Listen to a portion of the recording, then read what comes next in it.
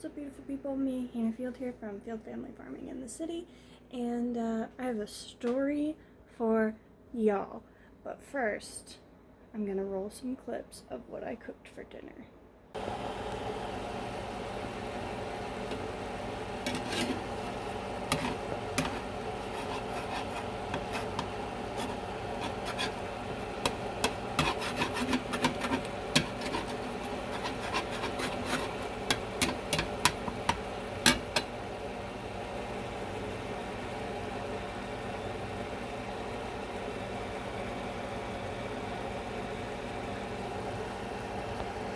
So apparently I didn't talk while I was making these clips of what I made, not for dinner, for lunch. I made pork fried rice. So what I did was I browned up the pork and 3 smashed cloves of garlic and portobello mushrooms that we got from Thrive. That is the clip that you just watched. I will insert a clip here of the mushroom label that we ordered it from Thrive. So right here is that clip. Next I added some frozen peas and some frozen corn. Then I mixed it all together, and then I also added my seasonings at this time, which were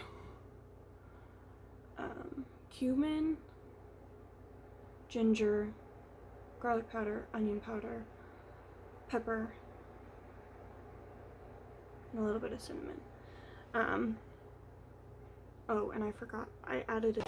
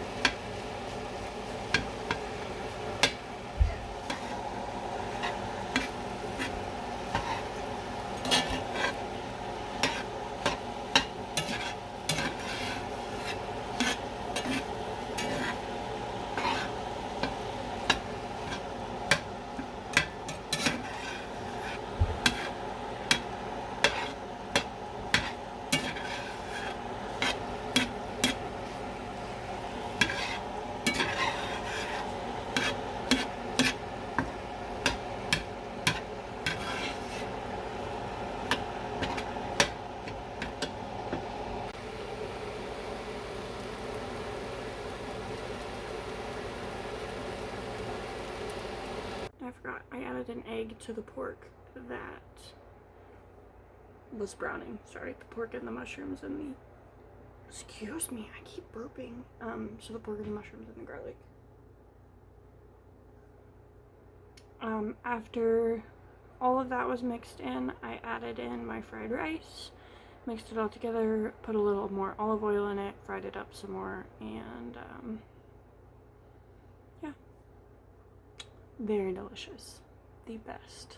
I love making fried rice. Anyway, now on to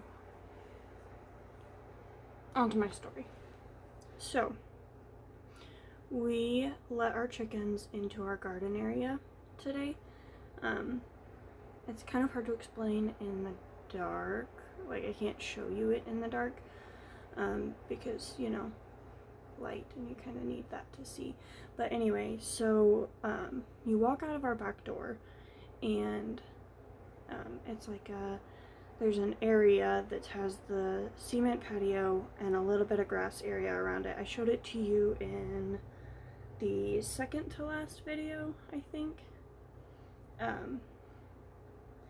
And right next to that area is our garden. That's all on, like, it's the same amount of, like, width or depth, I guess I should say.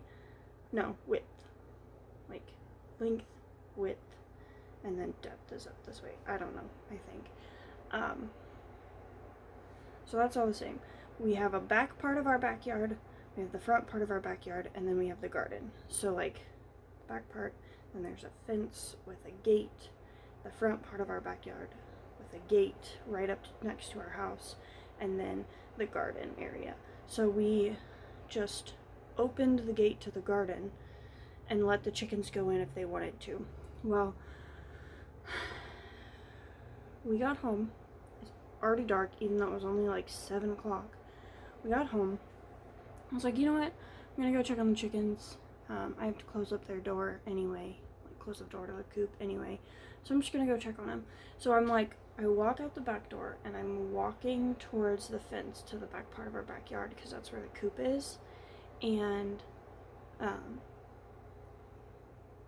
I get one step past the fence to the back part and I hear chickens. And I'm like, this is not supposed to be happening right now. They don't make noises at night. My girls don't, anyway. They don't make noises at night, and they definitely don't make them out here because they're supposed to all be in their coop. So I start looking around. My girls, all but 2 of my girls, couldn't figure out how to get back out of the garden. The other 2 were in the coop, on the roosting bar, basically already asleep. So I had to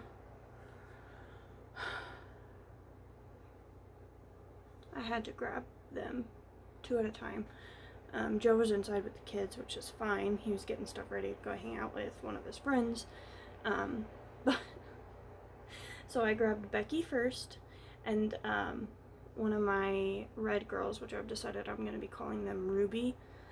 So I grabbed Becky and one of the Rubies, and I'm just like carrying them like this, like close to my body. So, and I'm like whispering sweet nothings to their ear, like, it's okay, girls, mommy's got you, you know, stuff like that, because crazy chicken lady, duh. So I grabbed those 2, I go and I put them in the coop on their roosting bar. They're fine. I come back, I grab I grab one of my barred rocks, so Rockette number 1, and the other Ruby. The other Ruby decided to fight just a little bit, because, I don't know, that's what she decided to do. I take them back. Now, Rockette number 2 and the older Ethel were already in the coop. Those were the 2 that were already in the coop. So now we have Rockettes 1 and 2, Ruby 1 and 2, and Becky in the coop. And older Ethel in the coop. That's how many we had. So, as I'm coming back up to come back into the garden to get 2 more chickens, Joe comes out, which is fine. I actually really appreciated that. And he's like, what's going on? Why are you taking so long just closing the coop door? And I'm like, well, we gotta rescue our chickens because they're being really dumb and I guess they want to die. Anyway, I'm a little bit dramatic, in case you can't tell. So we go in there and I grab Lucille, who doesn't really fight a whole lot, and I hand her to Joe because he's like, I've never held a chicken before, not one that was alive. So I grab Lucille for him and I hand her to him, leaving the 2 younger Ethels that we have. Because if you don't remember, we had 9 chicks and then our dog killed 6 of them, and then we got 6 more from Tractor Supply. And 2 of the new 6 were the same breed as one of the the original 3 that were left. So those are the 3 Ethels. 1 older one and 2, but that makes 3 younger ones. So the 2 younger Ethels were the 2 I had left to grab, and boy howdy, something that I let grow in my garden area after I let it go to weeds, not weed, but something that I let grow in my garden area has stick tides for, like, that's what its seed is, I guess. And they were all like hiding under one of those like dead stalks with a whole bunch of stick tides on it. Well, the two younger Ethels decided to fight me, and they like pulled the whole little bush thing on top of my head. So the coat I was wearing, the shirt I was wearing, and my hair were all full of stick tides. My hair was actually really cute today. Like, I had done it, it was curly, it was cute, it was down, I was excited about it. Well, it was like this whole section was full of stick tides now. So instead of individually trying to pick them out and it not working, I just decided to brush my hair. And if you're a curly girl, you know why that's an issue. So this is what we're dealing with now. Anyway, I just thought I eventually did get both the younger Ethels and get them into the coop, and they were very mad at me the entire time I was taking them back to the coop. And I was this close to being like, do you want to die? Because if you do, I'll just leave you out here. But then I was like, you know what? I like eggs. I like eggs entirely too much to just let them die. I put a lot of work into them to just let them die. So, and I dealt with it. Put them back in the coop. Everyone's safely in the coop, roosting, sleeping, hopefully. Who's an adventure? Who's an adventure? Anyway, thanks for hanging out with me today and listening to my rambling story. See you next time.